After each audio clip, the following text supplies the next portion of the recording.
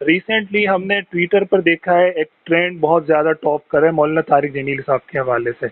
और अभी उनका एक ऐसा बयान भी आया है जिसे मुतनाज़ बयान कहा जा सकता है कि उन्होंने एक सियासी जमात के साइड की या एक सियासी जमात की यानी मुकम्मल तौर पे आप समझे कि हिमायत का ऐलान। और अब फिर हमने माजी करीब में ही देखा कि उनके अपने बयानात इस बात के शाहिद हैं, वो चीख चीख कर कह रहे हैं कि इन सियासी चीज़ों में ना पड़ो और बस एक अल्लाह की तरफ आ जाओ। इस तरह की बातें हो रही हैं। असल में मौलाना तारिक जमील साहब की ज़ात को आजकल देखते हुए कभी तरस भी आता है और उनके लिए फिर दुआ गो भी होते हैं कि अल्लाह करे कि वो पुराने अपने मिशन पर चल पड़े। और जो आपने अभी बात की कि वो शुरू में ये कहा करते थे कि सियासत से अपने आप को अलग थलग करके रखना चाहिए, यही वो गैर जानिबदाराना रवैया है कि एक दाई के साथ ये रवैया बहुत ज्यादा जचता भी है और उसका फायदा भी होता है। दाई अगर जानिबदार हो जाता है तो ऐसी सूरत में फिर उसकी जो सारी मेहनत है वो भी एक जानिबदाराना मेहनत हो जाती है। तो एक तरफ के अफराद उसको ले रहे होते हैं और दूसरी तरफ के अफराद फिर उनकी बातों को मुस्तरद कर देते हैं। तो तो मौलाना तारिक जमील साहब ने इब्तिदा में ये बातें कही, लेकिन उनकी जो दूसरी जिंदगी का जब दौर शुरू होता है, अभी हालिया चंद महीने या चंद साल आप कह रहे हैं उनको, वो उनकी अपनी बातों के बिल्कुल बरअक्स है, जो कि मेरे ख्याल में दाई के औसाफ के और दाई के उसूली तौर पर रवैयों के बिल्कुल खिलाफ है। दाई का रवैया ये नहीं होना चाहिए। और फिर सोशल मीडिया पे अगर कुछ मीम्स बनते हैं और इस्तेज़ा होता है, मजाक होता है, उसकी हिमायत नहीं की जा सकती। लेकिन हमें जरूर ये सोचना चाहिए कि अगर एक शख्स ये कहता है कि मैं पाकिस्तानी हूँ और पाकिस्तानी होने की हैसियत से मुझे अपनी राय देने का मुकम्मल हक और इख्तियार है, बिल्कुल बजा है। उसूली तौर पे आपको अखलाकी तौर पे भी उसका इख्तियार है, आपको मजहबी तौर पे भी उसका इख्तियार है, लेकिन मेरे ख्याल में ये आपकी जिम्मेदारी नहीं है।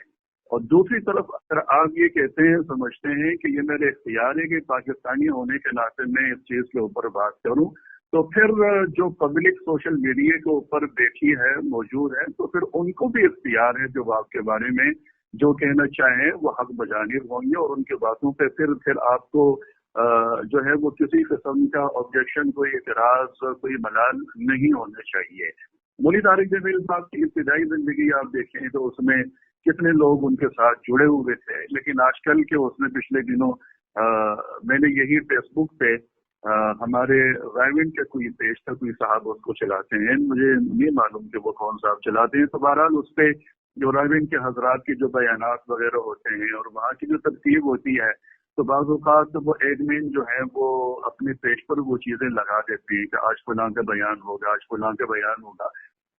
तो अभी थोड़ा अर्सा पहले मैंने देखा कि उन साहब ने एक पोस्ट लगाई कि मौलाना तारिक जमील साहब का आज फैसलाबाद में या पता नहीं कहा कौन से मरकज में, तबलीगी मरकज में बयान होगा। और देख के बहुत ज्यादा अफसोस हुआ, दुख हुआ कि उन साहब ने उस पोस्ट के ऊपर कमेंट्स को मुकम्मल तौर पे लॉक कर दिया था। यानी आपको भी बखूबी अंदाजा है कि इस पोस्ट के ऊपर लोगों के कमेंट्स अच्छे नहीं आएंगे, लोगों के ख्याल अच्छे नहीं आएंगे। लोग मौलवी तारिक जमील साहब के बारे में अब वो तासुर नहीं रखते हैं जो 4-5 साल 6 साल पहले उनका एक तासुर था। अब क्या वजह है कि आपका ताल्लुक दावत और तबलीग के साथ है और आप एक दाई और मुबल्लिग की हैसियत से आप मारूफ हैं, आपकी शोहरत है, लेकिन हम तो ये सवाल करने में हक बजानिब है ना कि क्या वजह है कि अब आप रायविन से ज्यादा बनी गाना में नजर आते हैं।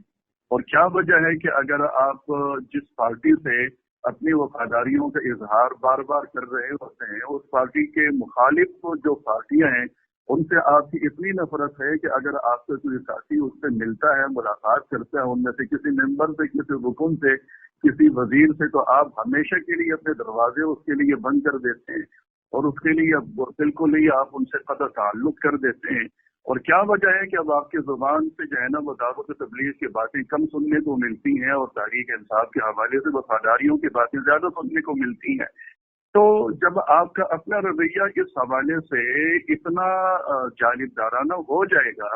और यकतरफा हो जाएगा, तो फिर सोशल मीडिया के ऊपर तो हमने ये देखा है कि वजीर क्या, कोई शेखुल हदीस हो, कोई शेखुल तफसीर हो, कोई बहुत बड़ा मुबल्लिग हो, ये तो किसी को नहीं छोड़ते हैं, इनको तो जरा से भी कोई एक चीज, एक बात चाहिए होती है, और उस बात के ऊपर ये फिर इस्तेज़ा भी करते हैं, मजाक उड़ाते हैं, मीम्स भी बनते हैं। तो इन सारी चीजों के लिए फिर हमारे जो साथी हैं, जो हाँ वो खुद मौलाना तारिक जमील साहब हों या उनके मद्दा और उनके मुहिब्बीन, उनसे मोहब्बत करने वाले लोग हों, उनको कोई एतराज नहीं होना चाहिए, क्योंकि अगर एतराज उनको है तो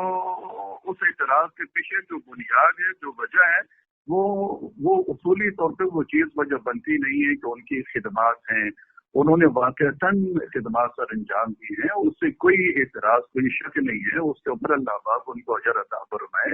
लेकिन बंदा तो दुनिया में अजर नहीं दे सकता ना, बंदा तो बंदे के ज़ाहिरी हालात और रवैयों को देखते हुए अपना एक तासुर कायम करता है और अपनी एक राय कायम करता है।